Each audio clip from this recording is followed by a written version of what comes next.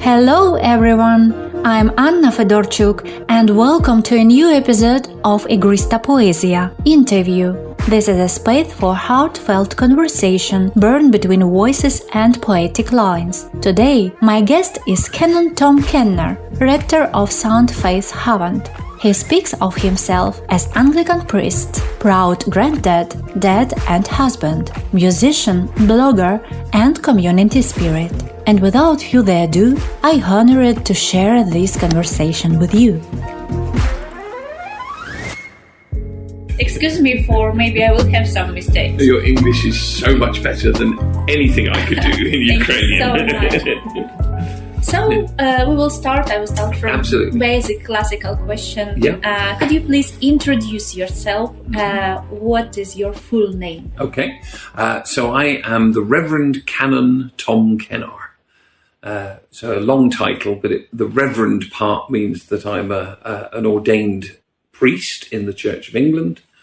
The Canon part means that I've had some recognition for work that I have done in the church, and being called a canon is a way of the church thanking you for that work. Yeah? And then my Christian name is Tom, and my family name is Kennar. Mm-hmm. Yeah. Where you was born and which events had the graceful influence in your childhood?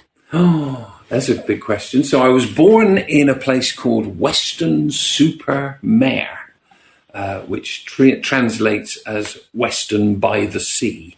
So it's a place not far from Bristol, so over on the west side of the country. But which events in my childhood had the most impact on me? That's an enormous question.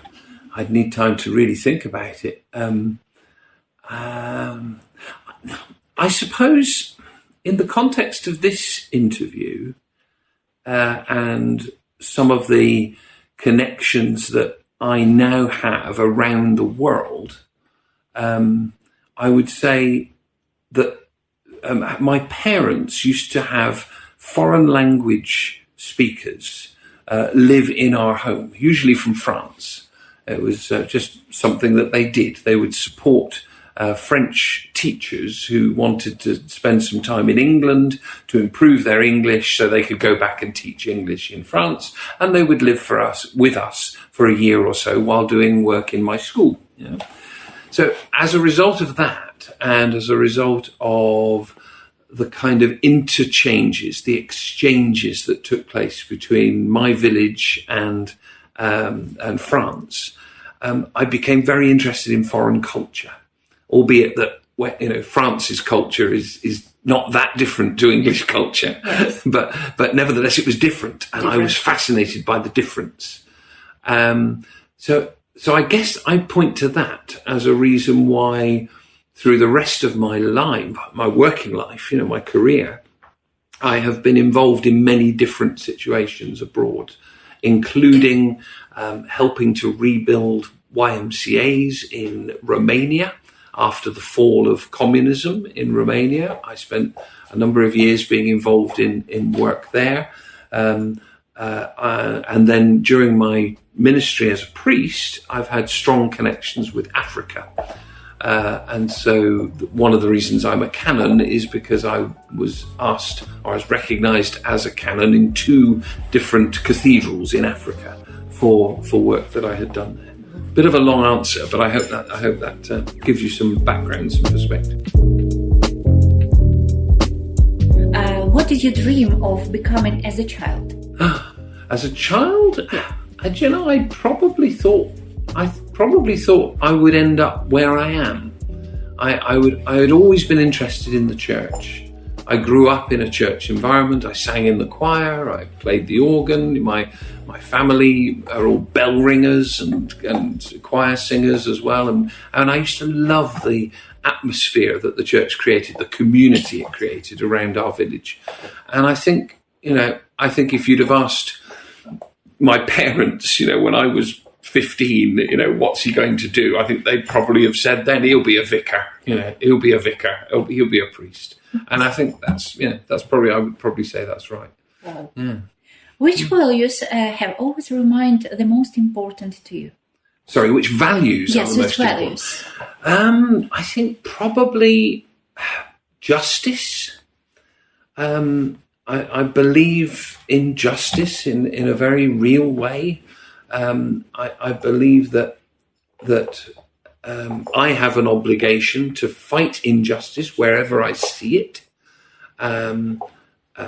And so that might, to reflect that, in my earlier career, I said I did some work in Romania. Mm-hmm. Well, that was at a time when I worked for an organization called the YMCA, which stood for Young Men's Christian Association, although it also looked after young women. But a lot of our work was, in those days, was helping refugees. So, for example, I ran a YMCA hostel in South London, in Brixton, for 300 refugees from Ethiopia, Eritrea, and Somalia. And for me, that was an expression of justice, that I was helping them to gain some parity with our very wealthy Western lifestyles. I was aiming to bring a little justice into their lives. Yeah. And so I guess a lot of the work that I do alongside my church ministry is trying to find ways of bringing justice to people who find themselves at the bottom of the heap, rather than the wealthy 10% at the top. So then, what inspires you in your daily ministry in the community? I love seeing communities come together. I love seeing people understand each other, because I think understanding actually leads to justice. One of the debates I'm engaged with at the moment is on migrants and the whole immigrant crisis that some people are claiming. We have recently had demonstrations in a local town, as you perhaps know, in Waterlooville, where the government were proposing to bring 35 migrants to live in that community, and there were protests and marches, and local MPs or members of parliament got on the bandwagon and complained, and what was lacking for me in that whole dialogue or that whole protest was any sense of understanding about the real issues that face migrants, the real economic pressures that face the country at the moment. The fact that we are not building enough houses, schools and hospitals to cope with those who are joining us in this country. But that's an issue and it should be dealt with. It shouldn't be the source of hatred towards people who come into the country, fleeing persecution or war or anything else.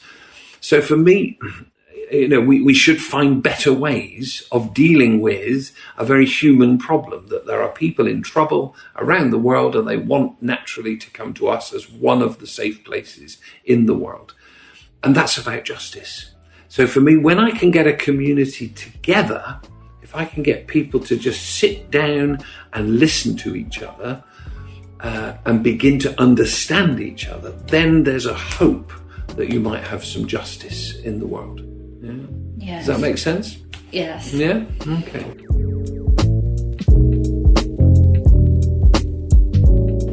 You combine ministry with the music and blogging. Yes. How does this help you touch people's hearts? Well, I guess you'd have to ask other people that.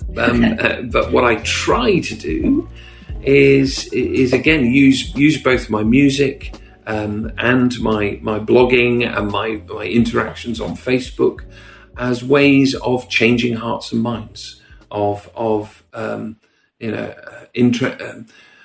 Music is about lifting people beyond the everyday.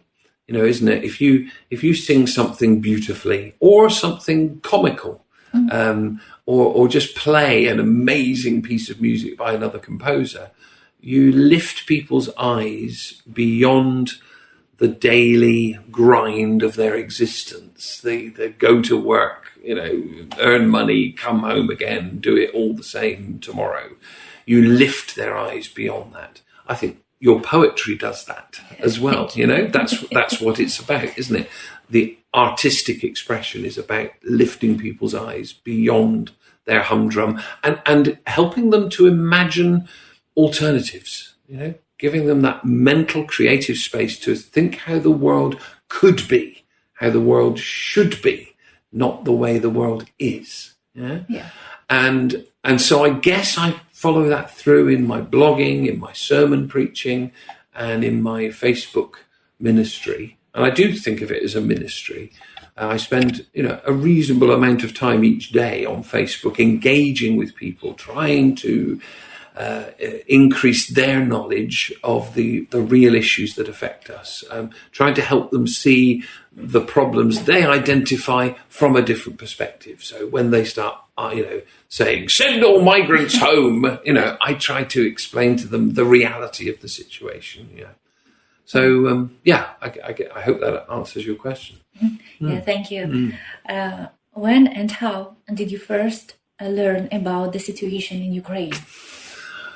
Well, of course, the situation in Ukraine has been ongoing for a long time, hasn't it? I try to keep up with the news, not just UK news, but world news. I think of myself as a citizen of the world. I have a passion, as I've already explained, for people all around the world. So I'm aware. I was aware through the news that Crimea was invaded in 2014. Yeah. I'm aware that the West took no action against that at the time, so that then, it seems, my analysis would be that then urged Putin, or gave him the confidence that he could push further and take more of Ukraine for Russia. So I can't say there's a single moment where I was aware of it, because I've kept in touch. But of course, like so many of us, I remember with horror that February day when the tanks, rolled across the border and the big advance and the big attacks started. And like many, I was determined to do what I could in my own small way to bring some justice into that situation. Yes. So why was it important for you to support Ukrainians, and what impressed you the most about their residence? About their residence? Yes, residence. About their living here, you mean? Yeah. Okay. It was important for me to support Ukrainians because they were a people suffering injustice. Still are. I wouldn't want to say it's over. Yeah. They are a people suffering injustice, and so that comes back to my core values. Yeah. So it's not just because they were Ukrainians. I don't have a special love for Ukrainians any more than I would if the residents of the Isle of Wight were invaded, or France were invaded. I would have sympathy for them, because my driving value is justice. So given the huge injustice that it seems to be no reasonable person could possibly argue with, that Ukrainians have suffered, I've wanted to do what I can in my own small and weak way to alleviate or relieve some of that injustice. What have I observed about Ukrainians in our society, resident here in the UK?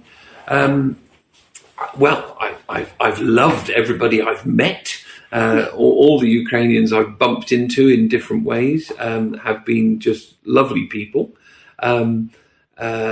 Though justice doesn't just get given to lovely people. Justice should be for all. Everyone deserves justice, whether they're lovely or not. Yeah. But I've been impressed at how determined the Ukrainian community has been to retain and defend and hold on to its cultural identity. So the events we've held in church, for example, on the anniversary of the invasion, have been, for me, a wonderful way to see Ukrainians still saying we're still here. We are Ukrainian. We're proud of our music, our culture, our dancing, our poetry, our art. We don't forget us. We're a nation who deserve justice. and I love the way that that's been done with humour and with confidence and with some joy, even through what must be terrible worry that so many have about their loved ones who are at home, still in Ukraine, their loved ones who are fighting on the front line, their loved ones whose houses are perhaps under attack. And yet this British Ukrainian community has managed to find joy, has managed to cook food and share it with each other and with their friends and guests, has managed to pray together, has managed to come together. That speaks of a high degree of character in the Ukrainian people, I think. Yeah. Yeah. Does that help? Yes, yes. Is there any meeting or particular episode in the difficult lives of Ukrainians, or perhaps one specific person, what made a strong impression on you? I can't say there is, not in one person, because I haven't had close personal contact with any Ukrainians. I have close personal contact with a lot of people from around the world. I have had Africans, Asians, Romanians, and all sorts living in my home, being so forth. But the opportunity hasn't arisen for that to be the case for for Ukrainians. So I can't, I'm afraid, give you an example of a particular person that inspires me. Though I know it'll make you blush, but I have been inspired to read your poetry and to read the way that you are attempting to capture your sense of what's happening both in your own society and in your own life, and communicate that. That has been impressive. But I know that wasn't the answer. I know you weren't fishing for a compliment, but frankly, I have been impressed. Yeah. Anyway, I'm happy that I also have experience to be in the same stage with you. Yeah. It's good to say that this is a stage. Yes, indeed. Yes. Yeah. Next question. Yeah. You describe yourself as a husband, dad, and granddad, something we can also read in your Facebook page. In your opinion, which of these roles is the most challenging? Well, probably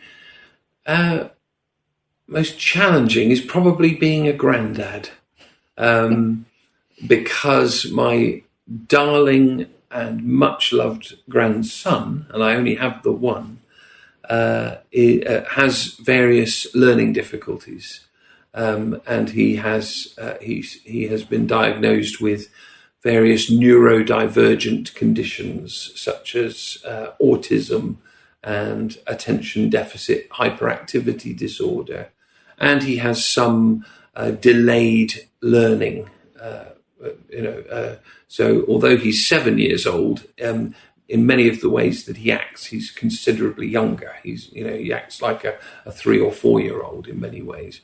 So he's a challenge to us. It's a challenge to help him develop and help him grow. And I feel very blessed that my daughter and her lovely husband live nearby. My daughter recently became a priest. So she's joined the family business and become a priest, and she's ministering actually in the next parish over in Bedhampton. So it's a joy that we're close by, and we can give her and her lovely husband as much support as we can. But it is a challenge to deal with any human being who has such difficulties. He's a lovely, lovely boy, but he's a challenge. So because of him, our family grew up together. Yes, we do. Yeah, that's true. Yeah, that's true. Yeah, he binds us in a way. Yeah, thank you. Yeah. What does it mean to you to be a good person today? A good person. Well, I think, how would I define good? I guess I'd need to answer that question. I would need to find a focus of goodness. I'd need to say, what to whom am I comparing myself or this person, this random person we're talking about? Let's call this person Charlie. Yeah? And we want to decide whether Charlie is a good person or a bad person. How do we make that determination? And my answer to that question, and it may not be everybody's, but my answer to that question is I look at the person of Jesus Christ.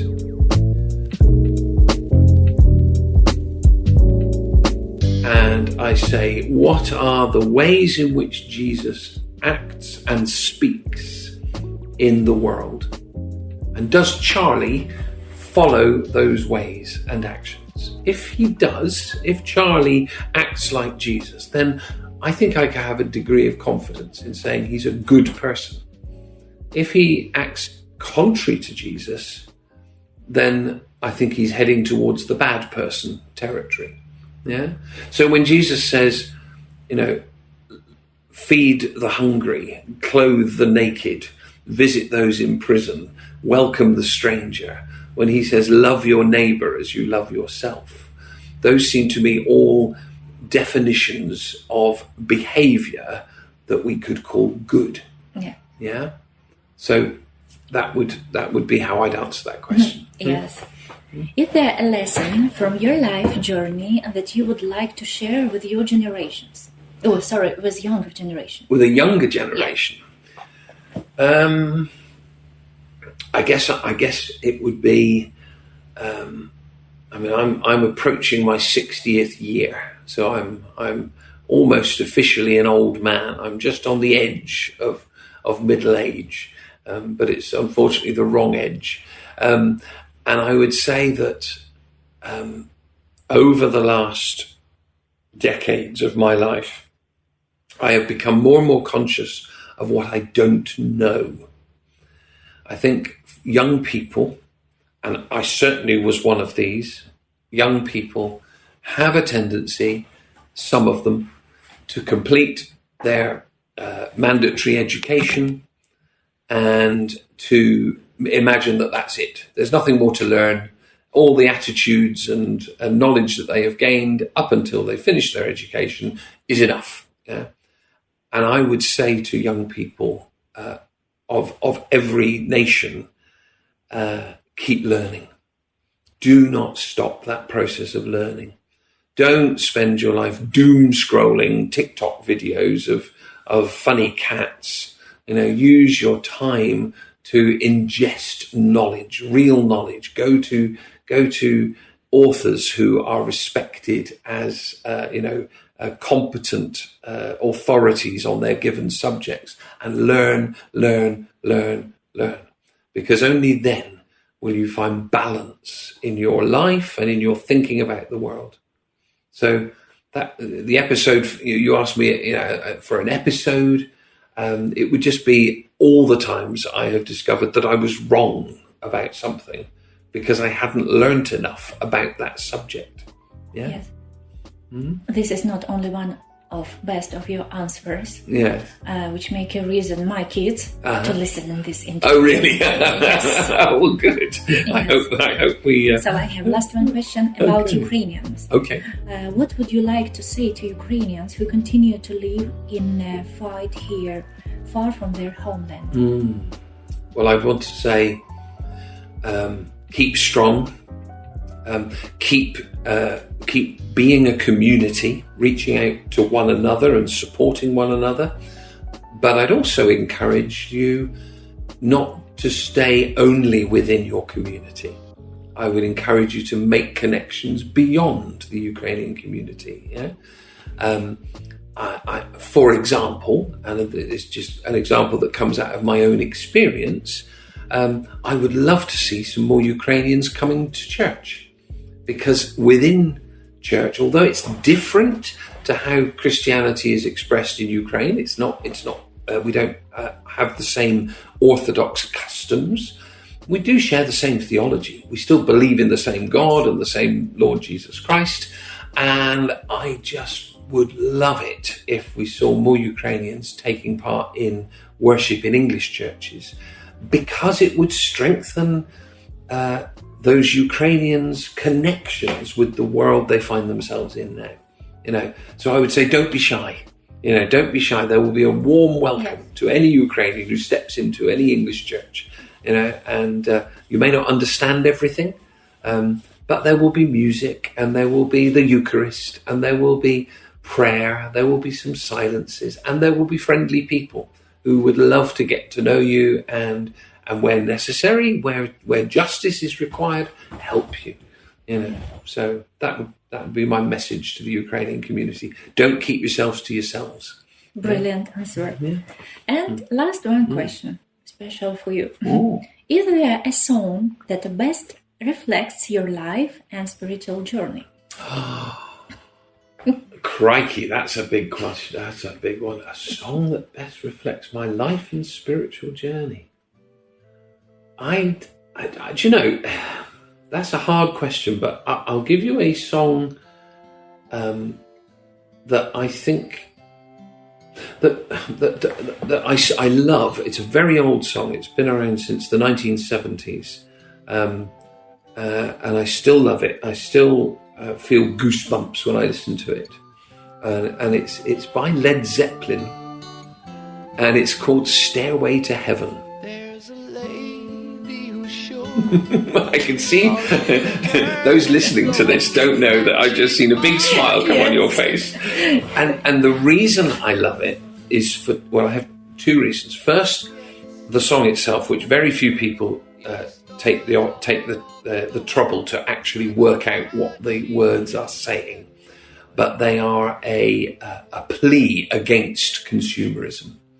Yeah, there's a lady who's sure that all that glistens is gold, and she's buying a stairway to heaven.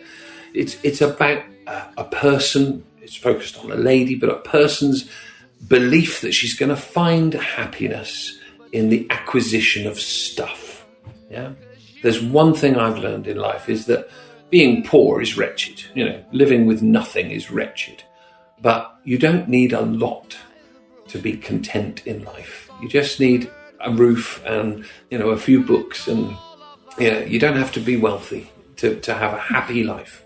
And I think that's the point of the show. And so without in any way wanting to hold myself up as some kind of paragon, there have been times in my life where I've felt called to give up something I've owned because justice requires it. A small example, I went to Ghana, and I observed that there were priests in Ghana who had no means of getting from one parish to another to exercise their ministry, other than to sit on overcrowded minibuses with 3 people sat on their lap and chickens hanging from the ceiling, in 40-degree heat. And it was pointed out to me that what they really need are motorcycles, little, motorcycles to zoom about. And at the time, I had just bought a new car for myself, and I was very proud of my new car. It had lots of gadgets and toys and automatic opening, it almost knew my name as I walked up to it. Oh, it was lovely, a great toy, But justice required that when I got home, I sold that car and I sent the money back to my friends in Ghana so that they could buy motorcycles for the priests. Yeah? So that's why Stairway to Heaven means something to me. From the words point of view, it points me to the simpler life. It points me to finding happiness in doing justice and loving mercy and walking humbly with God. That's a quote from the prophet Micah. And secondly, I love the music. Stairway to Heaven is just the most beautiful piece of music in the way that it starts with acoustic music and it builds up to a kind of rock anthem at the end. And as we wind on down the road, it just makes your spirit soar just to listen to the construction. Freedom. Yeah, it is. It's a piece of musical perfection. Yeah. So that's my answer. Yeah. Yes. So thank you so much for this meeting. A pleasure. Yes. I hope I've given you and your listeners some things to think about. Yes, I hope that will be not last our meeting. No, me too, absolutely. Yes. Come to church, come to church.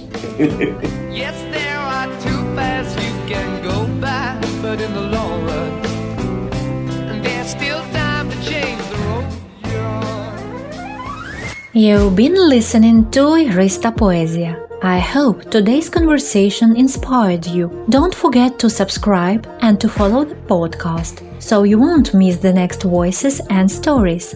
See you next time!